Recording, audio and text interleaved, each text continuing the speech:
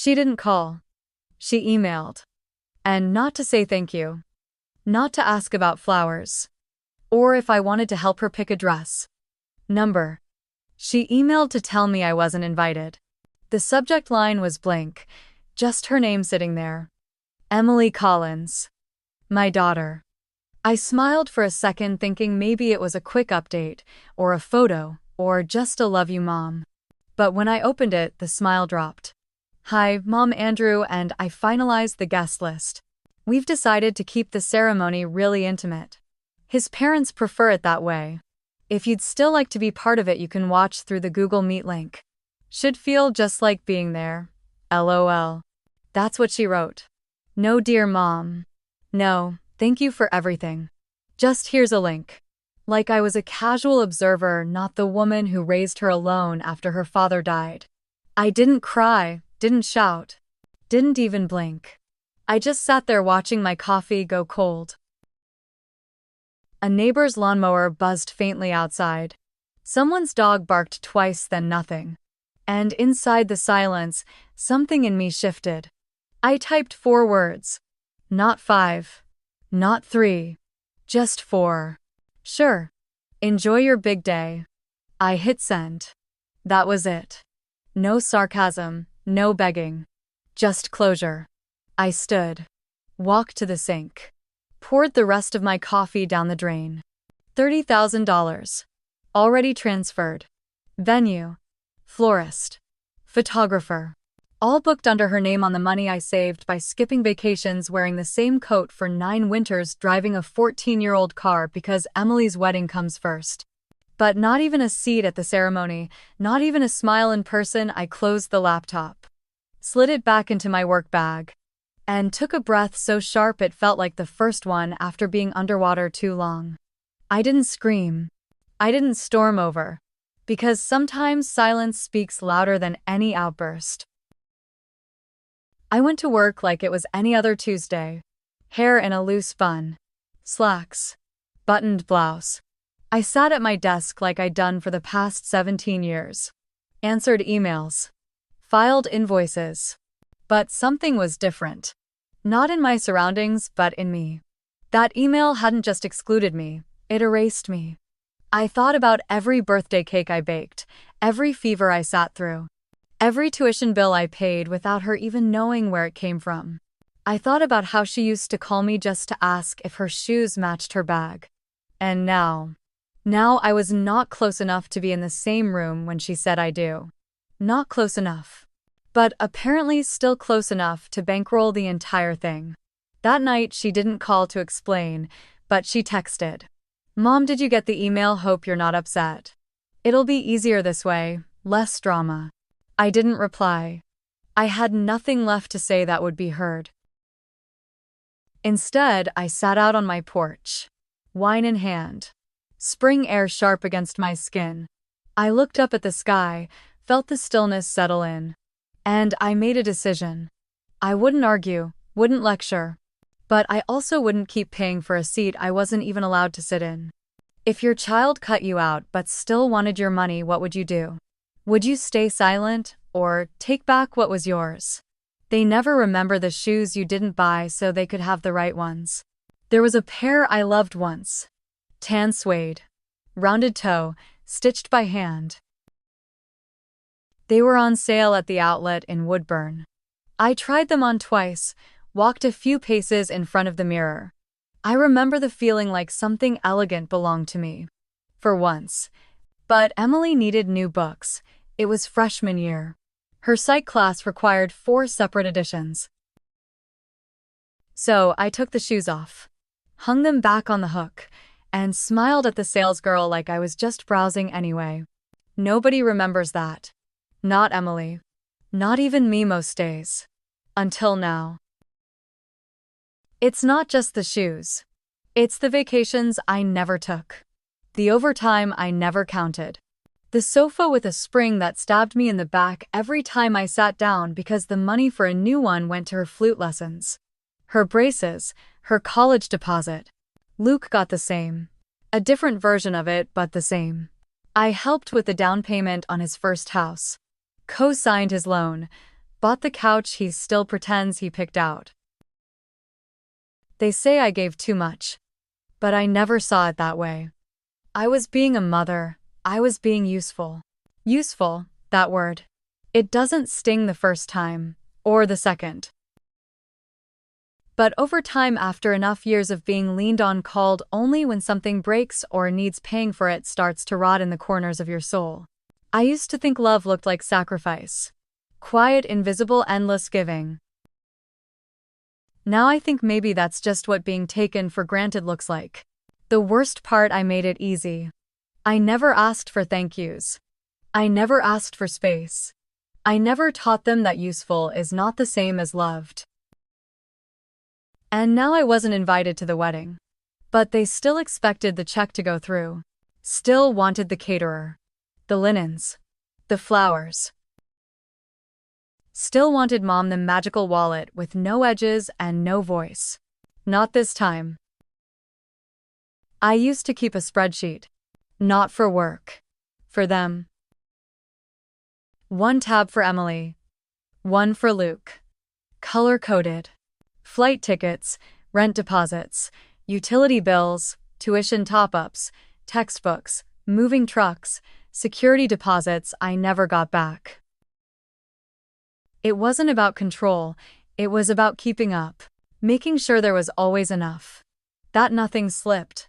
That I could stretch one paycheck into 3 lives. I stopped updating it 5 years ago. Somewhere between Emily's 3rd job and Luke's 2nd engagement. The last entry. $900. Refund for cancelled Napa trip never used. I remember clicking save. Then staring at the screen. Wondering when exactly my life became a customer service hotline for grown children. Always available. Always on call. Always free. I didn't mind then. That's the part that stings now. Because back then I believed in the idea that one day it would come back around.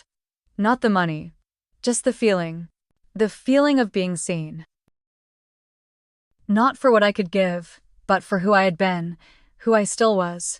But apparently 30 years of being reliable only earns you one thing. Silence. Not even a phone call. Just an email. From your only daughter, disinviting you from the wedding you helped pay for, offering you a live stream link. A seat through a screen. Like I was a remote guest to a life I helped build from the ground up. They didn't even ask if I had a nice outfit to wear. They didn't care if I had time off work. They didn't ask if I was okay. They just assumed that I would be fine. That I would understand. That I would still pay the next invoice on time. Because I always had. Because I was useful. But not this time. At the office, I was invisible in a different way. But at least the coffee was hot. Robert brought it by around 10. He always does. Medium roast, no sugar, splash of cream. He doesn't say much, which I appreciate. Just nods, sets the cup down, and leaves me to my spreadsheets. But that day he lingered. You look tired, he said gently. I could have told him everything. The email. The live stream. The $30,000. Instead, I smiled. I didn't sleep well. That was true enough. What I didn't say, what I didn't have to, was this. Tired isn't from lack of sleep. Tired is from being forgotten by the very people who used to call you their whole world. Tired is giving everything and being told in effect that your presence isn't even preferred. Tired is knowing the linens matter more than you, and still showing up to work like nothing broke. Still smiling like you're not slowly cracking down the middle. Still answering emails while your daughter rehearses her vows in a dress you paid for on a day you won't be there to see. That kind of tired. It doesn't show up on your face. It settles in your bones. It changes the temperature in your voice. It stiffens your hands when you reach for kindness and feel nothing. I sipped the coffee. It was too hot. But I didn't flinch. Because some burns you learn to carry. That afternoon, Emily texted again. Mom, can you confirm the florist deposit went through? No, hi. No. How are you? Just logistics. As if I were her assistant, not her mother. I stared at the screen for a long time. She hadn't mentioned the email. Hadn't asked why I didn't reply. I think part of her assumed I'd be quiet, gracious, predictable. I'd always been those things. She had no reason to think this time would be different. But something had changed. Not in the facts, not in the money. In me. The part of me that used to feel guilty for saying no was tired and still. And finally done apologizing for drawing a line. They thought I wouldn't. That I couldn't. But sometimes when someone you love hands you silence, you learn to give it back but cleaner. Sharper. Not out of spite. Out of balance. Because usefulness without dignity isn't love. It's servitude. And I'd already given enough. They just didn't know it yet. The morning after the email felt too bright. Not warm. Just overexposed. Like someone had turned the contrast up on the world and everything sharp enough to hurt. I got dressed like usual. Gray slacks. Black knit top. Shoes I've had for years. Still solid, still clean, still mine. I didn't check my phone. Didn't reread the message. Didn't reply to the florist inquiry from Emily the night before. I just grabbed my bag, locked the door, and stepped out into the chill. Spring in Oregon has that kind of quiet cold, the kind that doesn't bite but settles into your collarbones and stays. I liked it honestly. It made sense. Finally, something outside matched what I felt inside. Cold, clear, done pretending. The drive to work was the same as always. Left on Fremont. Right on Alberta. Merge onto the I-5. Same billboards, same speed limits. Same voice in my head but quieter now. The building was already humming when I arrived. Second floor. Caldwell Walker Law. My name's not on the door, but I've been there longer than half the partners. I greeted the receptionist. She smiled. I smiled back. The mask still fits. At least for now. Robert passed by my desk around 9:40. He didn't say anything at first. Just set a cup down beside me. Same as always. No sugar. Cream. Just the way I like it. But then he paused. You look like you've seen a ghost, he said quietly, like he wasn't sure if he should. I looked up. Met his eyes. Steady. No sleep, I said. Too much coffee. Not enough dreams. He chuckled once. Didn't press. That's the thing about Robert. He reads people better than most lawyers I know, but he never makes you say more than you're ready for. He patted the edge of my desk once, then walked off. I watched him go, grateful for the coffee. Grateful maybe more for the silence. That kind of silence isn't empty. It's kind. It gives you room to breathe. To hold your broken pieces without someone trying to glue them back in the wrong order. I sipped slowly. The cup was warm in my hands. And for a minute I let that be enough. No missed calls. No angry messages. No live stream links. Just steam rising from a real mug. And no one asking me to pay for anything. That morning, I filed 6 case reports, restructured a deposition calendar, and proofed 2 letters that had the wrong tone. I was efficient. Sharp. Composed. No one could tell that my daughter had written me out of her life less than 24 hours before. And, honestly, that felt like power. Around 11 my phone buzzed. Twice. Then again, then once more. I didn't check it. I knew who it was. Not because of the ringtone. Not because I'd memorized the vibration pattern. But because I knew the rhythm of her guilt. First silence, then logistics, then panic disguised as concern. I kept working. Line by line. Like nothing was shaking. But something was. Not on the outside, not in my fingers or voice. But deeper.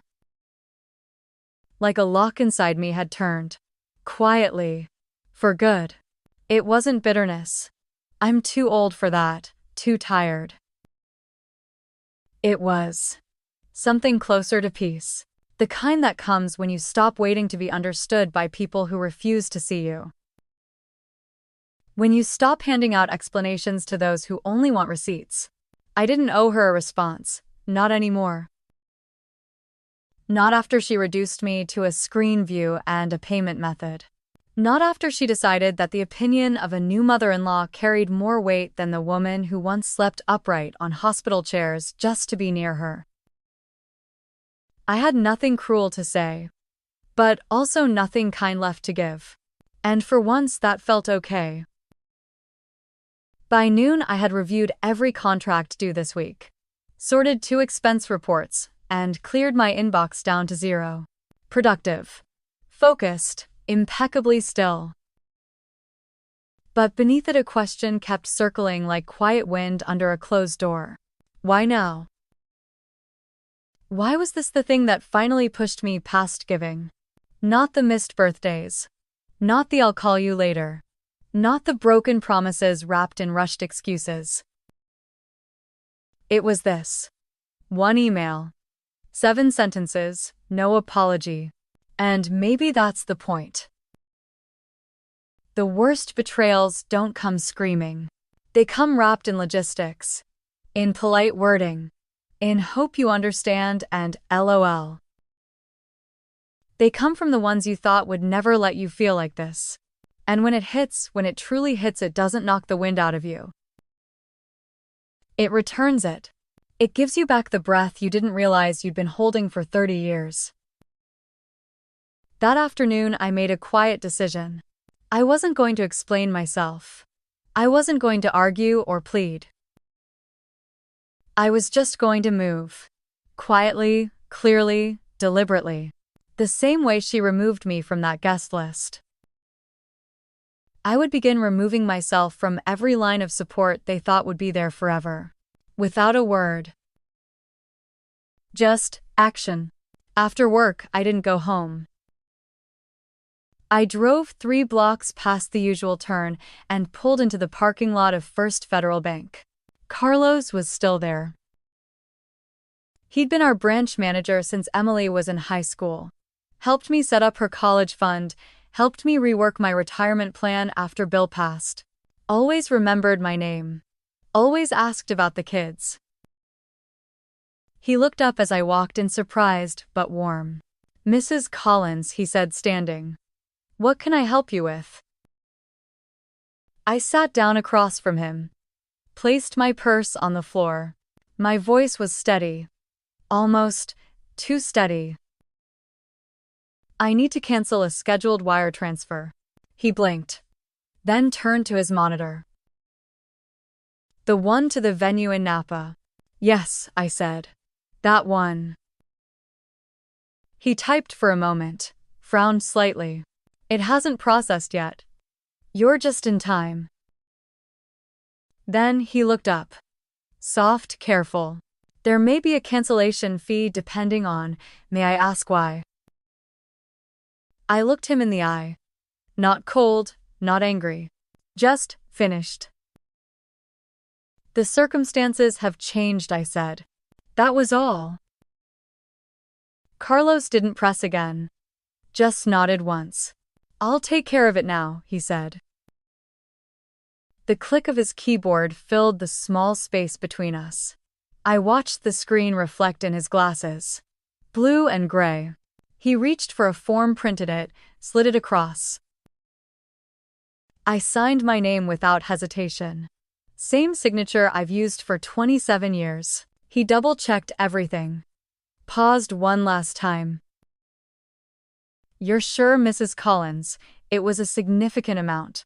I met his eyes. Held them.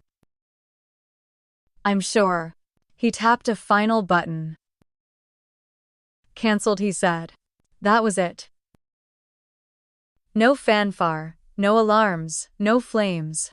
Just one line removed from a transaction sheet they thought was permanent. I stood up, thanked him, took my receipt and my silence with me. And as I walked out into the evening air, I felt something I hadn't felt in years. Control. Not over them. Not over outcomes. Just over myself. My choices. My energy. My money.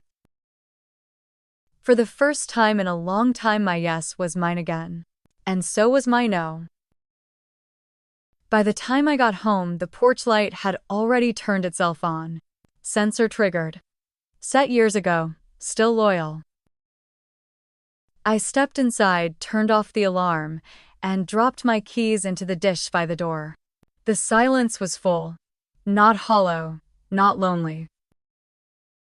Just earned. I poured a glass of water. No wine tonight. I wanted every thought sharp. At the table, I opened my laptop. There they were. 3 unread messages from Emily. 1 from Luke. I didn't open any of them. Not because I was punishing them, but because I knew what they'd say. Knew the order of their logic. First confusion. Then guilt. Then bargaining. And finally the shift. The part where they'd ask for what they wanted, without ever saying what I needed. I didn't owe them an answer, and they weren't asking for one. They were asking for access, for momentum to continue, uninterrupted. They wanted my hands steady on the track so the train could keep moving. But I'd already stepped off the platform. Quietly, completely, and they hadn't even noticed. I closed the laptop, didn't delete the messages, didn't respond, just let them sit, like unopened envelopes from a life I no longer owed answers to. The dishwasher hummed in the background. 1 plate, 1 fork, 1 glass. It used to be louder in here. Family dinners. Leftovers for 3. Laughter that echoed long after dishes were done. Now. Quiet. But not sad. Just honest. I lit a candle. Not for atmosphere, for ritual. There's something about flames steady silent that reminds you you're still here. Still whole. Still capable of choosing what stays and what never gets to enter again. I thought about the venue. The deposits. The vendors who would start calling by morning. And I knew the silence would reach them soon. Not from me. From reality. From balance sheets. From bounced expectations. There would be no big explosion. No confrontation. No screaming phone calls. Just a simple absence where my money used to be. And when they finally noticed, that would be the beginning of their real planning. Because for the first time in their lives, they'd have to build something without me holding up the floor. And I'd finally stopped handing them the hammer.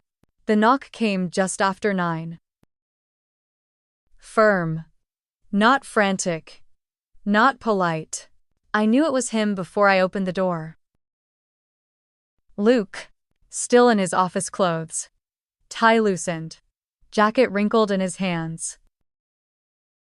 Mom, he said, stepping inside before I could speak. Why aren't you answering your phone? I closed the door slowly behind him. Locked it out of habit. Hello to you too, I said. He exhaled. Already pacing. Already agitated. Emily's freaking out. She says you're not coming to the wedding now, that you're being difficult. I didn't say a word. Just walked to the kitchen. Poured myself a glass of water. Didn't offer him one. He followed. She said the payment didn't go through. The venue's threatening to release the date. Do you understand what that means? I took a slow sip. Met his eyes. I understand perfectly. He stared at me. What is going on? Why are you doing this to her? To her. As if betrayal only flowed one direction. As if I hadn't just been erased with a Google link. I leaned against the counter. Did she tell you what the email said? Luke paused. She said she thought it was best. Less tension. Andrew's parents wanted something small. I raised a hand. She told me to watch my only daughter's wedding on a screen. He opened his mouth, then closed it. I continued. After I gave 30,000 and was preparing to send 50 more, his jaw slackened. You were sending another 50. I said. But not anymore. Luke blinked. His voice dropped a notch. But Mom, they're counting on that money. I nodded. Calm. Flat. I know. He stepped closer. Without it they could lose everything. The venue. The caterer. The decor I offered. The string quartet. His jaw clenched. This isn't funny. No, I said. It's not. I set the glass down. It didn't clink. I was careful. I was treated like a transaction. So I canceled one. Luke ran a hand through his hair. Paced again. This time faster. You always do this, he snapped. Make everything about you. That stopped me. Not because it hurt, but because it sounded rehearsed. Like something he'd been told. Like something he believed. I stepped forward just once. I gave your sister everything she asked for. Even when she didn't say please. Even when she didn't look me in the eye. I tilted my head. And when she decided I wasn't good enough to attend, she still expected me to pay for the table I wouldn't be sitting at. Luke looked away. For a second he had no script. Just a son faced with a version of his mother he didn't quite recognize. I didn't raise my voice. Didn't move again. But my stillness said everything. Luke finally broke the silence. She's your daughter. I nodded. She is. Then act like it. That stung. Not because it was true, but because it was familiar. How many times had I acted like it? When I took the night shift so she could stay in school. When I sold the silver bracelet your father gave me so she could fly to New York for a job she quit in 6 months. When I sat on the floor of her first apartment fixing a broken chair while she cried in the next room over a man who never deserved her. I acted like her mother every day for 32 years. But, apparently, being a mother only counts when you're handing over something. Money. Time. Forgiveness. She's overwhelmed, Luke said. She wasn't trying to hurt you. Intent doesn't erase impact. He flinched at that. And I realized he wasn't used to hearing me speak like this. Measured.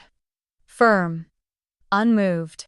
He was used to the version of me that fixed things behind the scenes, quietly, gratefully. I looked at him, my son. The boy I held after his first fall. The man who now stood in front of me asking me to fall in line. No, I said quietly. I won't do this anymore. He shook his head. I don't understand you. I smiled. Not cruel, just honest. You were never meant to. And I walked past him. He didn't follow me. Just stood there in the middle of my living room, looking like he'd stepped into a version of me he didn't expect. I reached for the door. Held it open. You heard me, I said. Time to go, Luke. He hesitated. Not out of fear, out of disbelief. Mum. No, I said again. Soft, final. I've given everything I had. And I'm done being the villain in a story I wrote with love. He stood there 1 second longer, then walked out. The door clicked shut behind him. Not a slam, just a small, honest sound. And in the stillness that followed, my hands didn't shake. My breath didn't catch. I didn't feel guilty. I felt free. Not because I won. There was no scoreboard. But because I finally stopped apologizing for having limits. The kind of limits only people who've been used dare to name out loud. And I named them. Not with fury, but with clarity. That night, I didn't check my phone. Didn't listen to the voicemails. Didn't wonder what they said about me after the door closed. Because for the first time, I wasn't in the room they were talking in. And I was okay with that. By morning, the silence had weight. Not the kind that crushes, the kind that shifts the air before a storm. 43 missed calls. 12 from Emily, 7 from Luke. The rest from numbers I didn't recognize, vendors maybe. Planners. Panicked middlemen in pastel suits. I didn't answer any of them. I stirred sugar into my coffee. Took it out to the porch. Saturday under the gray sky, and listened to the world hum quietly without me in their chaos. I used to think not answering was cruel. That silence was abandonment. Now I see it differently. Silence isn't absence. It's boundaries. It's pause. It's proof that not every question deserves an immediate response. At 10:17 a.m., an email came through. Subject urgent, venue final notice. I didn't open it. At 11:32, another. Mom, please don't do this to me. No punctuation, no apology. Just panic. Still, I didn't answer. Because what she didn't understand, what none of them had, was that this wasn't an attack. It was a withdrawal. A recalibration. The sound of a woman closing the tab on a role she was never thanked for. I went back inside. Wiped the counter. Fed the cat. The world didn't fall apart. Not mine anyway. Only theirs. And they were going to feel what I had carried quietly for years. The cost of being needed but never considered. By noon, the texts changed tone. From please to seriously to, what's wrong with you? Control slipping. Their voices through screen and silence growing less polished, more desperate. There was one from Luke. You're making her look bad, she's humiliated. I set my phone down. Didn't even lock the screen.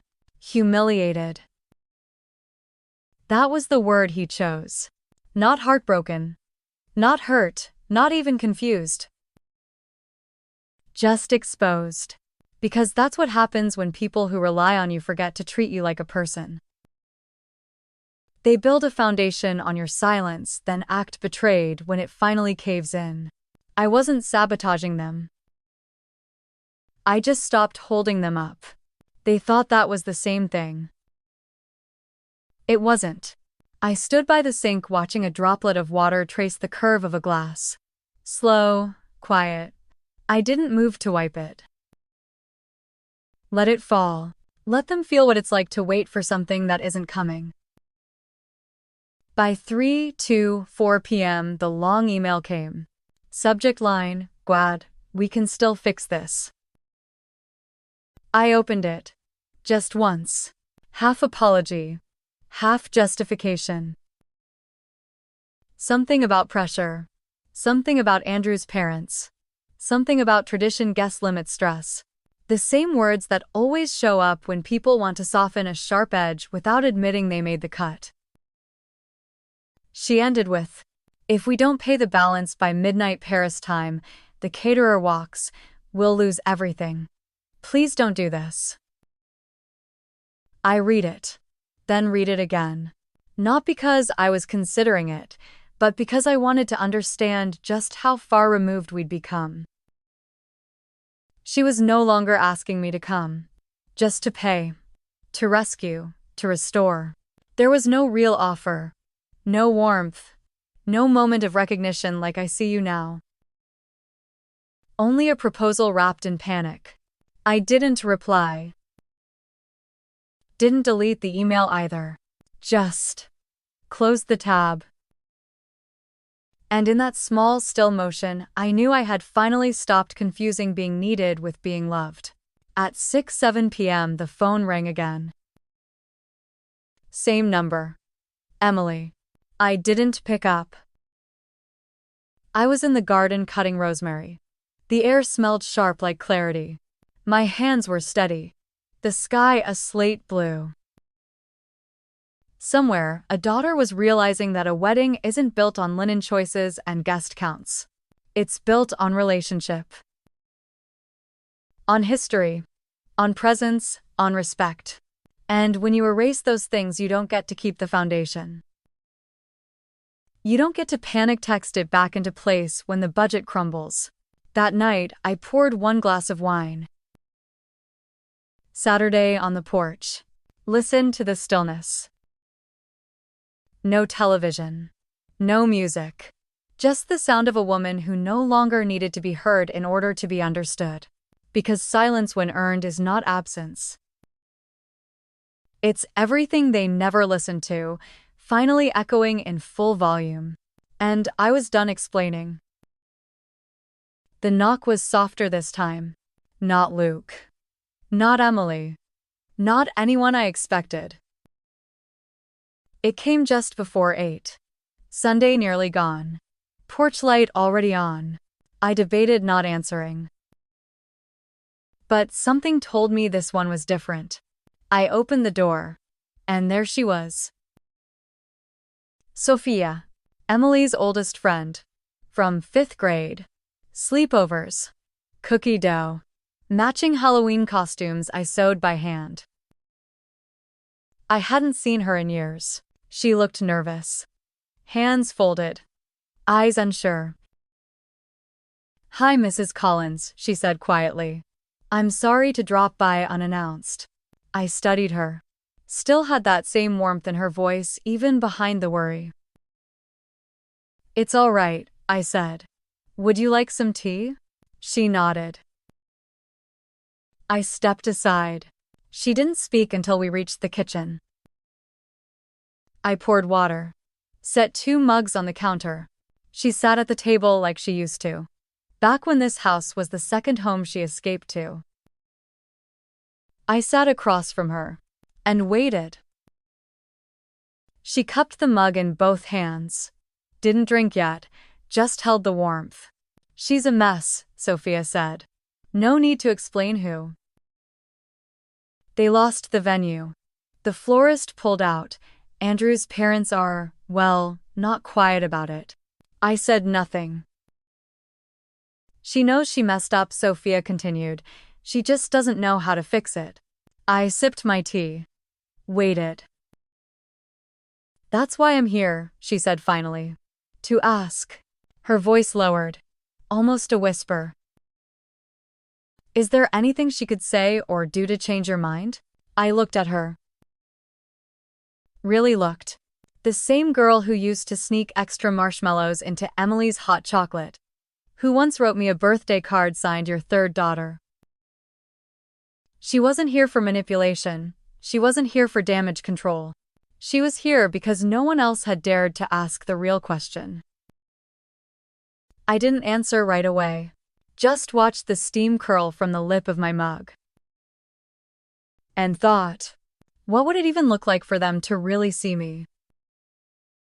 Not as a bank, not as an obstacle, not as the villain in a wedding week, but as a woman who had reached her threshold quietly. And finally stopped saying yes. I set the mug down. Looked at Sophia. Kind eyes. Worried heart. Still hoping for a version of this that didn't end like this. No, I said gently. There isn't. Her shoulders fell. Not in defeat, but in recognition. Not even if she apologizes, she asked softly. I shook my head. Words are easy, Sophia.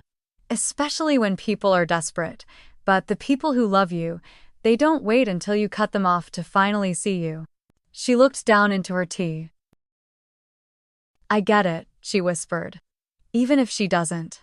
I nodded. I know. We sat in silence for a moment. Not uncomfortable. Just full. Like air right before it rains. I could feel she wasn't there to plead. She was there to witness. And that meant more than any apology typed in a hurry ever could. Sophia didn't stay long. She finished half her tea, stood up slowly, gathered her coat like someone leaving a place that once held more laughter. Thank you, she said, for letting me ask. I walked her to the door, didn't rush, didn't explain, just stood beside her as she opened it. The porch light cast a soft glow on her face. Still that same girl, just older now, more aware. She turned back before stepping off. I'm sorry, Mrs. Collins, she said. Even if it's not mine to say. I nodded. You don't need to be. And I meant it. She walked down the steps quietly.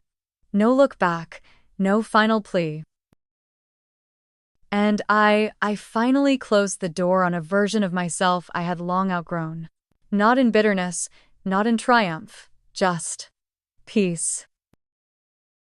The kind that comes when you realize you no longer have to earn your own worth. The kind that comes when you stop standing at the edge of someone else's wedding and start stepping back into your own life. The week of the wedding arrived with no invitation in the mail. Not phone calls. Not olive branch. Just a stretch of days marked only by silence and the steady unfolding of spring outside my window. I watered my plants, paid the bills, read a novel cover to cover. I didn't ask about the venue. Didn't scroll Emily's social media, didn't drive past the church or the reception hall. I let the world shrink to the shape of my own life. It felt strange at first, this quiet. This absence of needing to prepare to press a dress to rehearse a smile for people who only wanted my presence when it was convenient. But I let it settle in. There were still ripples. Emily's friends posted photos not of bouquets or centerpieces but of empty chairs and postponed hashtags. Sophia sent one short message days after her visit. Thinking of you. They're scrambling. I read it, then put my phone down. No urge to ask for details. For once my curiosity didn't need feeding. I knew enough. Sometimes the best kind of closure is simply not showing up for the chaos that was never yours to fix. News travels even when you're not asking. By Wednesday, I heard from Robert, my boss. He'd seen an article online. Napa Valley couple cancels wedding days before event. Sources cite financial issues. He slid the clipping across my desk like it was a memo I needed to sign. I smiled. Just a small, tired lift of the lips. He didn't ask for details. Didn't judge. Just said, sometimes the only way to teach value is to stop giving it away. I nodded. Later that afternoon, my neighbor Mrs. Hayes came by to borrow sugar. She mentioned in that half-whisper tone people use for gossip that Emily's future mother-in-law had been beside herself at the grocery store. Apparently the venue was lost. Florist gone. No caterer. Whispers of unreliable family. Couldn't come up with the money. Even I knew it would fall apart. I didn't react. Just scooped sugar into a bag and handed it over. Let people say what they wanted. I knew the truth, and so did Emily. A wedding built on borrowed money and borrowed affection was never going to stand. The night before what should have been the wedding, my phone vibrated again. This time it was Emily. A long message. Paragraphs stacked on top of each other. No greeting. Just a spill of words. Mom, everything's falling apart. Andrew's parents are furious. The venue canceled, the caterer won't answer, I don't know what to do. Then a line that felt like old times but wasn't. Why are you doing this to me? No mention of what she had done. No hint of the live stream. No acknowledgement of her choice. Just the sound of a daughter who had never learned what it meant to stand without my shadow behind her. I read the message once. Didn't reply. Didn't save it. Didn't screenshot for proof. Just let it sit unanswered like so many things I'd given that never came back around. Some lessons aren't taught by talking. Some are taught by finally being unavailable. I set my phone down face down. Poured myself a cup of tea. Listened to the quiet of a house finally belonging only to me. The weekend passed and with it the day that should have changed everything. No church bells, no white aisle, no gathering of family. Someone, maybe Sophia, sent me a single photo. Emily in a plain dress, standing in a backyard next to Andrew, 3 folding chairs behind them, a scattering of relatives I barely recognized. No flowers, no music. Just a rush of faces trying to look happy for a camera. I studied the picture. Emily wasn't smiling, not really. There was a tightness in her jaw, a blankness in her eyes. Andrew's parents stood off to the side, not touching anyone. The whole thing looked like a group waiting for an appointment rather than a celebration. No speech, no toast. No sign that anything about this had gone as planned. No one called me that day. No one asked if I wanted to join. And for the first time, I didn't ache to be there. I felt release. The kind that only comes when you finally stop hoping someone else's life will circle back to include you. A week later, the email arrived. Subject: I'm sorry, Mom. I opened it once. Read every word. It was long. Wound through memories. Excuses. Half apologies. Explanations about Andrew, about stress, about not wanting drama. She wrote, I know you're hurt. I know I made mistakes. But you didn't have to disappear. You didn't have to let everything fall apart. And then buried in the middle. I thought you'd always be there. That I could fix it later. I guess I was wrong. No, I love you. No invitation to try again. Just recognition, finally, that my presence was never meant to be taken for granted. I read it once. Didn't reply. Didn't get angry. Didn't cry. I archived the email. Closed my laptop. Watched the late sunlight crawl up the kitchen wall. Peace isn't always about forgiveness. Sometimes it's just the quiet, simple, knowing that you don't have to burn yourself to keep others warm. And that it's okay to let the cold in if it means you get to keep yourself. Peace isn't always what you think. It isn't the end of all noise or the sudden presence of laughter. Sometimes peace is just the absence of waiting. No more checking the phone for messages that never come. No more rehearsing conversations that won't be had. No more tying your happiness to a table you're never invited to sit at. That spring, I started learning how to fill my life with things that needed only me. I went back to pottery class. Let the clay spin between my hands, shaped bowls and cups that never needed to be perfect, only real. I took long walks in the morning, breathing in air that felt cold but honest. Stopped at the farmer's market for fresh bread, bought flowers just because. The silence in the house no longer felt like punishment. It was a canvas. Some nights I'd read a book for hours, no interruptions, no background hum of expectation. Just story. Just solitude. I started making dinner for one without sadness. Cooking things I actually liked, lingering at the table with a glass of wine and nobody else's schedule. I began to see that the peace I'd been chasing was never about mending a family determined to tear itself apart. It was about finally stepping out of a role that didn't fit anymore.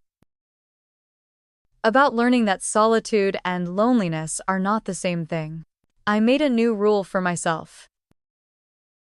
If my presence was negotiable, so was my effort. No more burning daylight on people who only noticed me when something needed fixing. No more lending money to see if affection might follow. No more feeling guilty for saying no. I started spending time with people who saw me, who called just to chat, who brought over soup when I had a cold without expecting anything in return. Robert, my boss, invited me out for lunch one Friday. We sat by the window in a small Italian place, shared stories about his grandkids, about books, about nothing important at all. For the first time in years, I laughed without thinking of what I was missing. He looked at me, smiling in that gentle way of his. "You seem lighter," he said. I nodded. "It's a new kind of quiet," I replied. He understood. Some Saturdays I drove out to the coast alone, watched the waves, let the wind tangle my hair. Nobody waiting at home, nobody asking where I'd been. Just me and the sound of the ocean reminding me that some spaces are meant to be filled only with your own company. And I was okay with that. More than okay. I was free. It surprised me how quickly life found its own rhythm once I stopped trying to make it match someone else's. I redecorated the spare bedroom, painted the walls a soft blue, turned it into a studio for crafts, for writing letters I might never send. I filled a notebook with small things I'd always wanted, places to visit, recipes to try, books to read without anyone's interruption. Sometimes old habits would try to sneak back in. A flash of guilt when I ignored a message from Luke, still short, still stiff with expectation. A twinge of nostalgia when I saw an old photo of Emily as a child, her hand in mine, her smile trusting and wide. But I let the feeling pass through. Didn't cling to it. Didn't chase it. Love, I learned, doesn't mean staying available for harm. It means caring enough to refuse being erased. It means choosing yourself when no one else will. And it means trusting that you can let go of people who have already let go of you. I gave myself permission to stop rewriting the past. To live in the present, no matter how quiet, no matter how different from what I'd once hoped. And the more I honored that choice, the softer everything else became. There was a new kind of joy in waking up to a morning that was all mine. No lists left on the counter. No frantic texts about lost keys or overdue bills. Just the gentle light through the curtains, the smell of coffee brewing, and the certainty that I could shape the day however I wanted. I learned how to tend my own garden. Rosemary and basil by the back steps. Lavender blooming along the fence, tomatoes ripening under my watchful care. Small things, but each one rooted because I chose them, not because someone else needed them from me. I reconnected with old friends, let laughter echo in the kitchen without worrying about who might need something next. Sometimes I went days without speaking to anyone, but the silence was never heavy. It was clean. A kind of emptiness that didn't ache. I found myself humming while doing dishes, lingering over crossword puzzles on Sunday afternoons. I started attending a book club at the library. Nothing fancy, just women who like to read, to talk about plot twists and happy endings over mugs of tea. I didn't talk much at first, but each week I felt myself open a little more. It was slow, unremarkable to anyone else. But to me it felt like returning, not to who I was before motherhood or before loss, but to someone whole in the quiet. Someone content to just be. One evening, I sat on my porch as the sun went down. The air was cool, carrying the scent of earth and new leaves. In my hands, a library book I'd nearly finished, the ending coming into focus. A neighbor's dog barked in the distance. Somewhere a wind chime rang. I watched the sky shift from gold to blue to a gentle, honest gray. No phone buzzed. No demands broke the quiet. Just me and the world, as it was not as anyone else wanted it to be.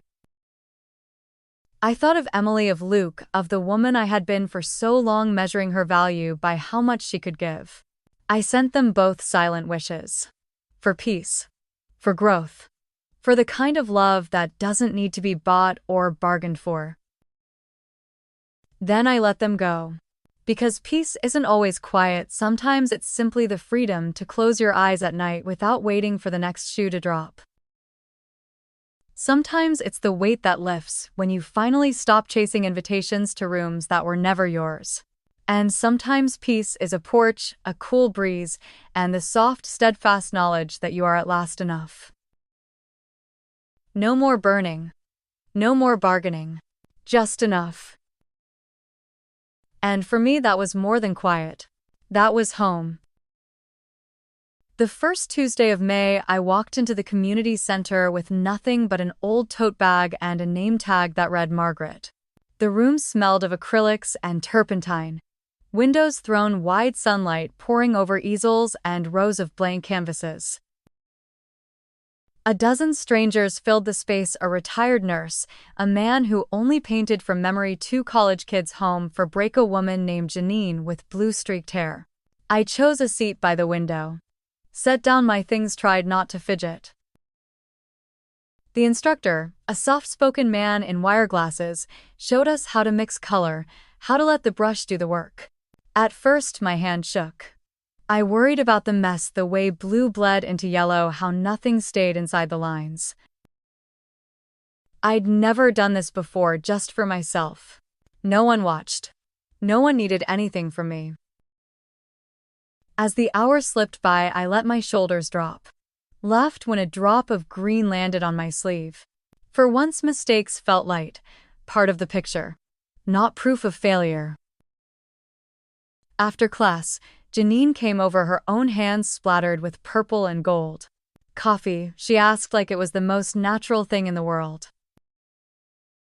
We sat on a bench outside. She told me about her granddaughter's wild stories, her love of lemon pie, her old dog who still chased squirrels in his sleep. I listened, really listened, and, for the first time in years, laughed about nothing at all.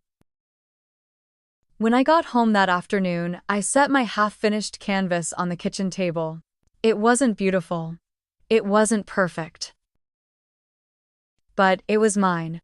And for a little while, I remembered how it felt to belong wholly to my own day. Not to anyone else's plan, but simply to the light. It started with a simple task: clearing the hall closet. I found the box tucked behind winter boots and a faded umbrella. The cardboard was soft at the corners, taped shut with old labels from when the kids were small. I carried it to the living room. Saturday, cross-legged on the rug, the afternoon sun slanting gold across the floor. Inside were stacks of photographs, some in neat envelopes, some loose and curling at the edges. There was my wedding day. Me in a dress borrowed from my sister, Bill's shy smile as he held my hands. Birthdays, school plays, Emily grinning with a missing tooth, Luke on his first bike.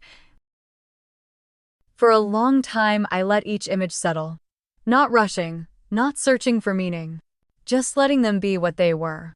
Moments I'd lived so fully I'd almost forgotten how much space I'd taken up in the lives of others. Then I found a photo of myself, barely 25, hair, wild eyes bright with hope. Before the lists, before the bank transfers, before I learned how to put everyone else first. I held that image up to the light, wondered if she'd recognize me now. There were so many years where I disappeared behind my roles: mother, wife, problem solver, peacemaker. But now there was no sorrow. Just a quiet gratitude for having been part of all those stories, even the painful ones. I gathered the photos into a new pile, the ones that belonged to me, not just to us. I promised myself I would not forget that girl with the bright eyes. I would make space for her here and now. Not in memory, but in the days ahead. It was Saturday morning when I found myself in the small park down the street, the one with old oaks and a creaky playground. I sat on a sun-warmed bench, coffee in hand, watching a pair of sparrows tussle over breadcrumbs. A woman sat down at the other end. Gray cardigan, soft lines around her eyes, the kind of tired that comes from years, not days. She didn't speak at first, just stared straight ahead, wringing her hands. After a while, she let out a breath. "I don't know if they'll ever call again," she said quietly. I glanced over, offering only a nod. "My daughter hasn't spoken to me in months," she went on. "She says I always make things about me, that I expect too much." Her voice wobbled. "I tried to help, you know, I did everything I could, but it was never enough.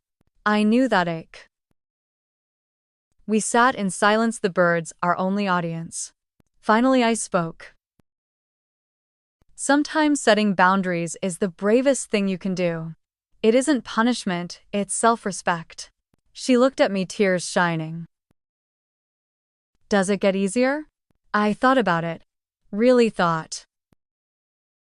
"Yes," I said. "But not quickly. You stop waiting. You start living for yourself. And one day the ache softens." She smiled, a real grateful smile. "Thank you," she whispered. "I think I needed to hear that." We exchanged first names, just two women on a park bench, linked by invisible threads of letting go. I watched her walk away, shoulders a little straighter. And for the first time, I realized that my story might be more than just an ending. It could be a beginning for someone else too.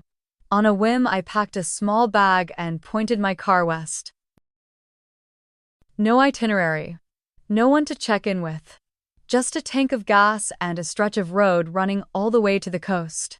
I played music. I loved old jazz, folk ballads from college days, a playlist I'd never shared with anyone. Windows down, wind in my hair, I felt years fall away with every mile. At a roadside diner, I ordered pancakes for lunch, because I wanted to, not because anyone else was hungry. The waitress called me honey. She had a crooked smile and told me about the time she hitchhiked to California for love. I laughed, and for the first time in a long while it didn't sound hollow. Midway to the beach, rain swept in, sharp, insistent, impossible to ignore. I pulled over at a tiny cafe, warm light spilling onto the wet pavement. Inside, the owner brewed coffee strong enough to wake the world. We traded stories as thunder rolled overhead, his about lost family, mine about starting over. By the time the storm passed, I felt lighter. Not just because the clouds had moved on, but because I had too. That night, I found a small motel by the shore, slept with the window open to the sound of waves and distant laughter from the lobby. Before heading home the next morning, I bought a postcard in the gift shop. On the back I wrote, "You're allowed to choose yourself." And I mailed it, addressed simply to Margaret Collins' home. A week after I returned from the coast, a pale blue envelope appeared in my mailbox. No return address. Neat looping handwriting I recognized instantly, Sophia. I sat at the kitchen table, sunlight puddling on the wood, and opened it with careful fingers. Inside was a letter, 2 pages, written in purple ink. She thanked me for being her second mom, all those childhood weekends, the cookie baking, the late-night talks, the way I'd always listened when she and Emily whispered about growing up. She wrote about the wedding, how hard it had been to watch old friendships fracture. But mostly she wanted me to know something. "You showed me what it means to say no with kindness. That sometimes the strongest love is the one that stands up for itself. I wish more people learned that sooner." Her words brought tears, not of grief, but of recognition. For years I'd believed that saying yes made me generous, that being needed was the same as being loved. But here in Sophia's looping script was proof that boundaries could be gifts too. That people remember quiet strength even when it feels invisible. I read the letter twice, then tucked it away with my favorite photos. A reminder that kindness once planted blooms in the most unexpected places. Sometimes what you let go finds its way back as gratitude from another heart. And that I realized was a legacy worth far more than any check I'd ever written. One Friday evening, Janine from painting class called to invite me to dinner. "It's just a few friends," she said. "Bring a dish if you like, no pressure." I hesitated at first. Old reflexes surfaced. Would I be in the way? Would I know what to say? But something gentle nudged me forward. I roasted vegetables with rosemary from my garden, packed them in a faded ceramic bowl, and walked down the block as dusk settled over the street. Janine's house was alive with laughter and music. People I'd met at class, neighbors, a retiree who baked bread every Friday for anyone who asked. We crowded around a long wooden table, passing dishes, sharing stories about lost jobs, new hobbies, travel plans put on hold. No one asked about family trees or old wounds or what had gone wrong. Instead, we belonged simply because we chose to be there. After dessert, someone pulled out a guitar. Janine sang an old song, her voice sweet and a little wobbly. I found myself humming along, smiling for no one's sake but my own. For the first time in years, I felt included, not by obligation but by welcome. When the evening ended, Janine hugged me at the door. "See you next week?" she asked. I nodded, feeling lighter than I had in a long time. On the walk home, the air was cool, the stars bright. I realized you can build family from strangers and kindred souls, brick by brick, memory by memory. And that maybe belonging isn't about history or blood, it's about showing up open again and again. Just as you are. Spring returned with soft rains and warm earth. One Saturday, I carried a tray of seedlings into the garden: basil, tomatoes, a new rosebush I'd been eyeing since winter. I knelt in the dirt, fingers deep in the soil, the scent of possibility all around. A little girl from next door wandered over, watching me from behind the fence. "Can I help?" she asked shyly. I smiled, handing her a trowel and a sprig of rosemary. We planted together in companionable silence, her laughter light as petals in the breeze. When we finished, she pressed the herb to her nose. "It smells happy," she said. "It does," I agreed.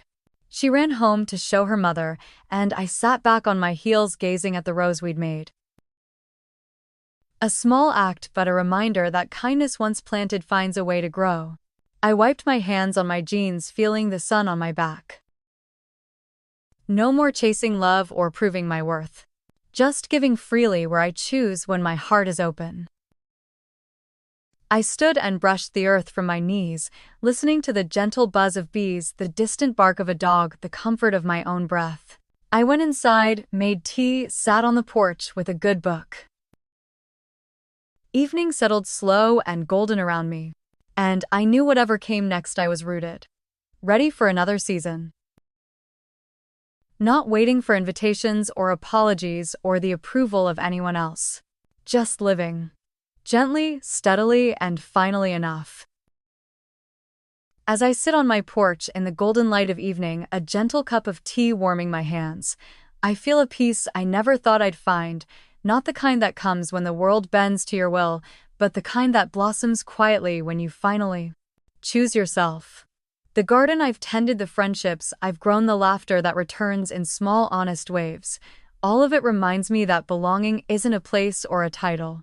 It's a feeling we nurture in the simple moments, the daily acts of care, the courage to set boundaries, and the willingness to forgive ourselves for all the years we didn't. There's a lesson, I think, in learning to let go, not out of bitterness but out of love for your own soul. Sometimes family means blood, and sometimes it means the friends who show up with soup when you're under the weather, or who remember your birthday with a note slipped under your door. Sometimes forgiveness is not a handshake or a dramatic reunion, but the gentle release of old expectations, making room for new joys to enter unannounced and unhurried. If there's one thing I hope you carry with you from my story, it's that you are allowed to draw the line between what depletes you and what restores you. You are allowed to step back from old patterns and give yourself permission to rest, to heal, to choose peace, even when it means choosing yourself above all else. In a world that praises endless giving, it takes quiet strength to say enough to realize you can love deeply and still keep part of your heart safe, your dignity intact. So, if you're watching this or reading along tonight, I'd like to invite you into this conversation. Has there ever been a time when you had to choose your own well-being even if it meant disappointing others? Have you ever learned perhaps the hard way that your value isn't measured by how much you sacrifice, but by the quiet resilience you hold through every season of change? Maybe you have a memory of a parent, a child, a friend, someone you loved who taught you what it means to stand tall in your own story, to embrace solitude not as loneliness but as a kind of freedom. I'd love to hear about it. Your stories matter. You never know who might find comfort or hope in your words. You're welcome to share a memory or a lesson you've learned in the comments below. What helped you through a hard goodbye, a necessary boundary, a new beginning? Did someone say something that stayed with you on those nights when peace felt far away? Or maybe you're still in the midst of that journey, and that's okay, too. This is a place for all of us to honor the slow work of healing, the beauty of small steps, the victories nobody else sees but you. If Margaret's story resonated with you, I encourage you to join this community. Subscribe for more true tales of strength, healing, and real-life transformation from women just like you, women who have weathered storms, who have chosen courage over comfort, who remind us that there is no age limit to starting over or finding your voice. We're building a space where you can be honest, vulnerable, and celebrated for exactly who you are wherever you are in your journey. Before you go, let me leave you with this. No matter what your story has been, no matter who's walked away or who's remained, you are enough. Not because of what you give, not because of the roles you fill, but because you're here. Because you keep showing up even on the quiet days. Because you dare to hope, to try again, to open your heart just a little more with each sunrise. So here's to you, to your resilience, to your kindness, to the peace you're learning to claim for yourself, one gentle choice at a time. If you'd like, share your thoughts below or pass this story on to someone who might need it tonight. And remember, sometimes the greatest kind of love is the kind you finally give yourself. Thank you for being here. Until next time, take care of your heart and let it take care of you.